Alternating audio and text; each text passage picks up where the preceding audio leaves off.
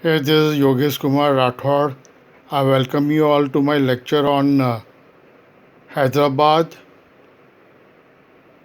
Hyderabad is the largest and capital of Indian state of Telangana and capital of Andhra Pradesh. Hyderabad means Hyder city. It was founded in year 1591 AD. Its founder was Muhammad Quli Qutub Shah.